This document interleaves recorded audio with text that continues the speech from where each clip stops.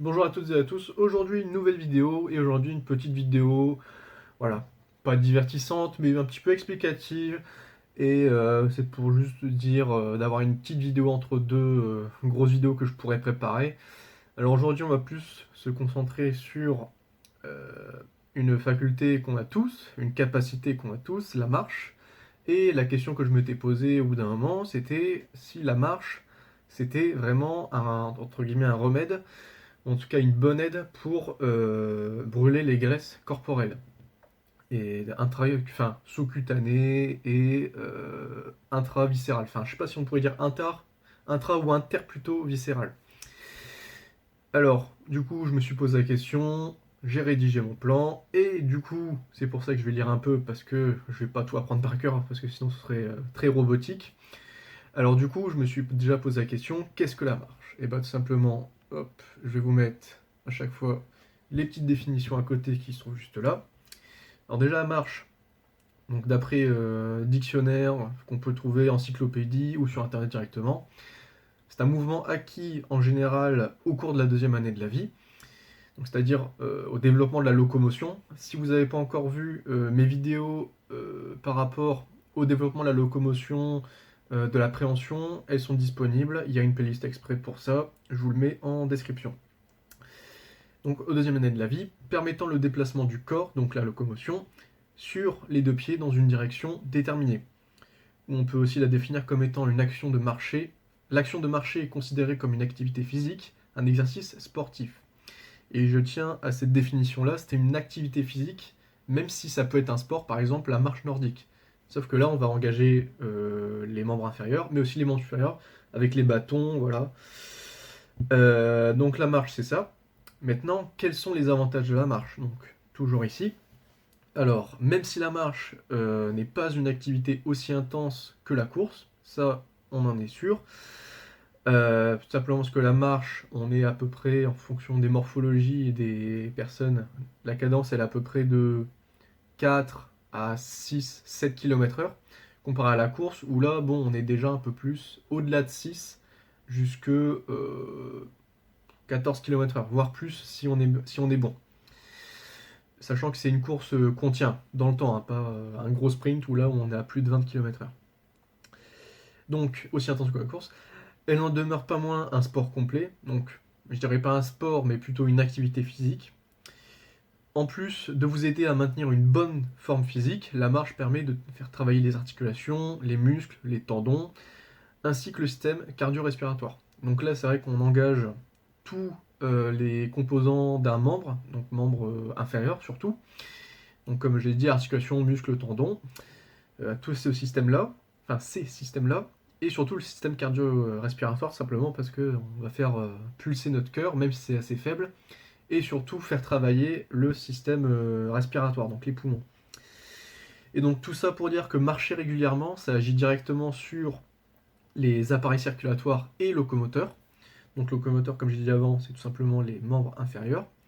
Alors tout ça en réduisant le risque de maladies cardiaques et d'accidents vasculaires cérébrales, donc les AVC, en faisant baisser la tension artérielle, en diminuant le taux de cholestérol sanguin, en augmentant la densité osseuse, ce qui plus tard peut prévenir de l'ostéoporose, et notamment chez les femmes plus âgées et surtout les femmes ménopausées, sachant que ça touche aussi les hommes, mais un peu moins comparé aux filles. En faisant aussi atténuer les conséquences négatives sur l'arthrose. Donc au fil de l'âge, on développe de plus en plus d'arthrose, et là du coup ça peut prévenir de ça, et surtout sur les membres inférieurs du coup.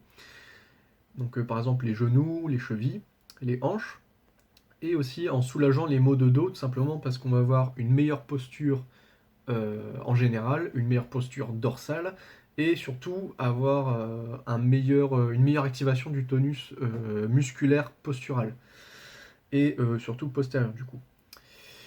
Et aussi, il y a des questions que vous pourrez peut-être vous poser durant cette vidéo, c'est est-ce qu'il est bon de marcher tous les jours?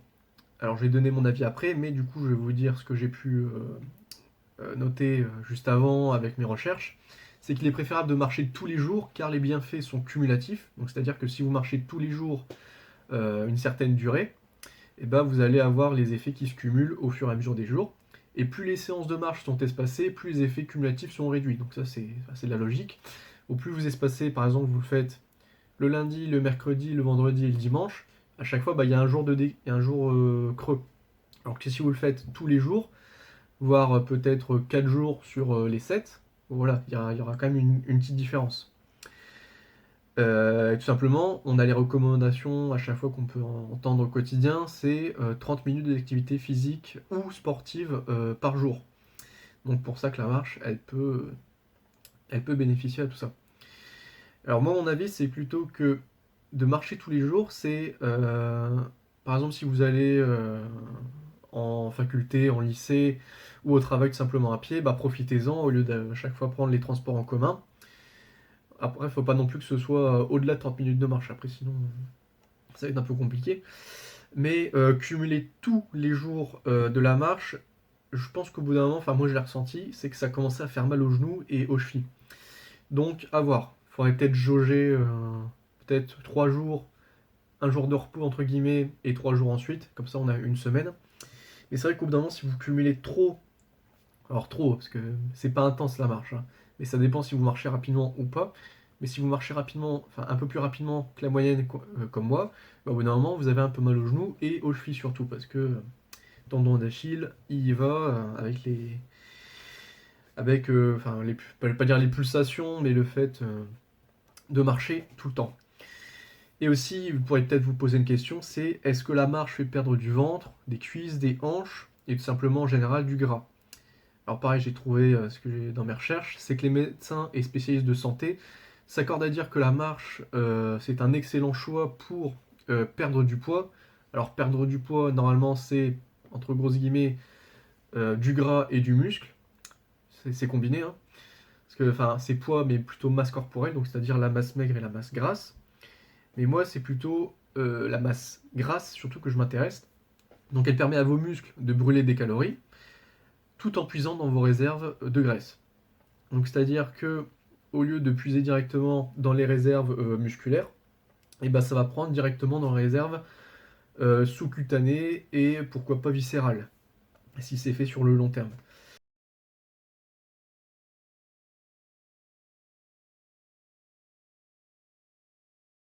Au niveau de mon cas personnel, j'ai pu remarquer tout ça et c'est pour ça que je me suis posé cette question. Alors moi quand j'ai commencé à marcher vraiment de manière quotidienne, journalière et hebdomadaire surtout parce que c'était vraiment toutes les semaines.